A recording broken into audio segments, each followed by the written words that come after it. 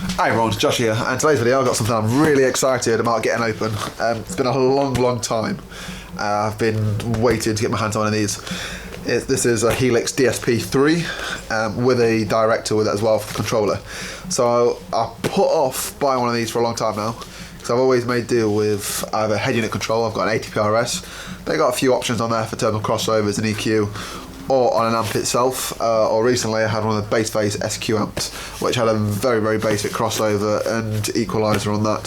So I was made do, but with the amount of money I've spent on getting this Lupo back sourcing on the road, I thought it's just not doing it.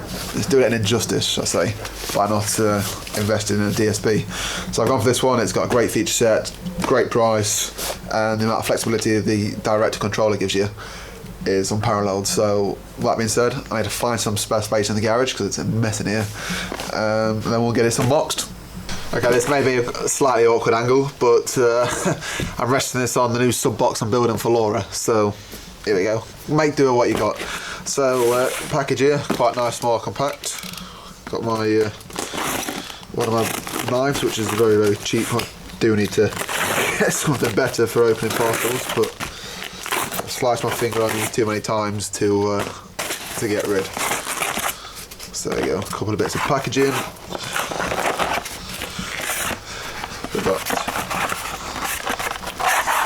There we go. So that's the mounting panel for the Director for embedding it into, or moulding it into something to make it look OEM. Whether I decided I'm going to go full OEM or not is something different completely. But here is the Director. Very nice looking box here.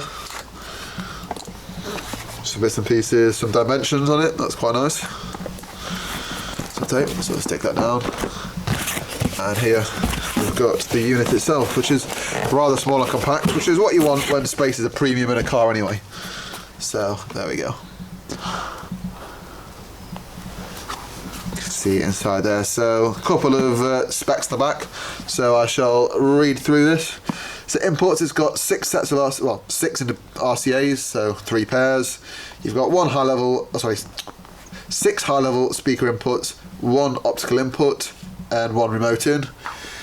Outputs, we've got 8 RCAs and 1 remote out. Output voltage, 6 volts. So nice and high to be able to get the most into the amps. Keep the gains down low. Supposedly better, I believe it's signal to noise ratio. Obviously there's some other bits and pieces, 64-bit DSP resolution, frequency response 10 Hz up to 44 kHz, sampling rate 96 kHz, signal to noise ratio 140 dB in digital, 110 for analog, distortion a very low percentage number, operating voltage 9.6 to 18 volts, that's decent, and 5 seconds down to 6 volts, so quite nice. I don't think if you've got gone that low, you've got some serious problems, but yeah, that pretty much is that. And some other bits and pieces there. Extremely powerful 64-bit fixed point audio DSP. Unique DSP sound effects, augmented bass processing, stage expander, real center and co. Input EQ and input signal analyzer for easy analysis and compensation of input signals. So that's more to do with if you're integrating it into something like a factory head unit that has processing sort of that you can't really get away with this inside of the stock head unit, that you can try and compensate for that and try and get as flat an output as you can. Right, so let's get this open.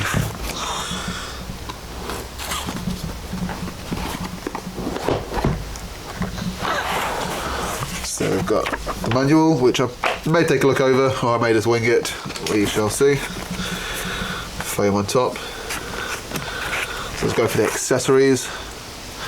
We've got a mini USB, of all things in the world. I hate mini USB, I hate micro, but I hate mini as well. The only thing I believe that uses this was a PS3 controller back in the day.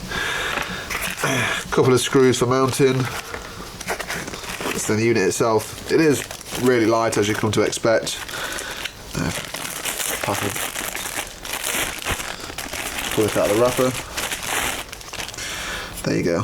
As you can see here, you've got 6 RCAs, your inputs, obviously your remote in, power, etc. And I believe these are on a Molex connector of sorts, so they can just pull out. Obviously you can plug them back in as and when, make life easier for flexibility inside the car.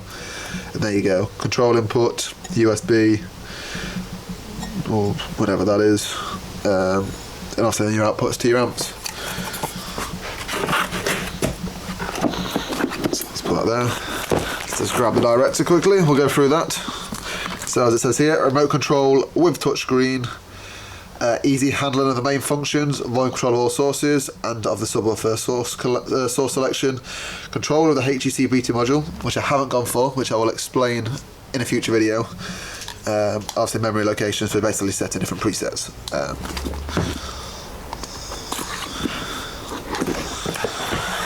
So cut out in the foam. Very nice, I do like the look of these.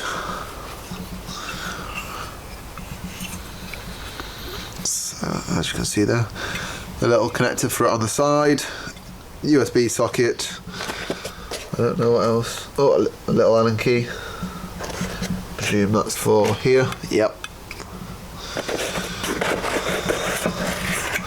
There we go, there's some cable underneath it, don't know how many meters that is, I'll have to check and we'll get back to that another day.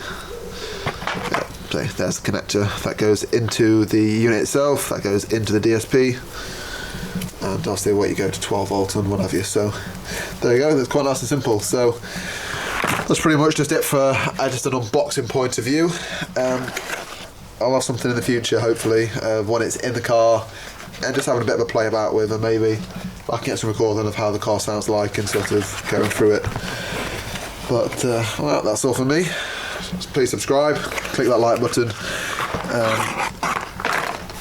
and we'll get some more content out for the future.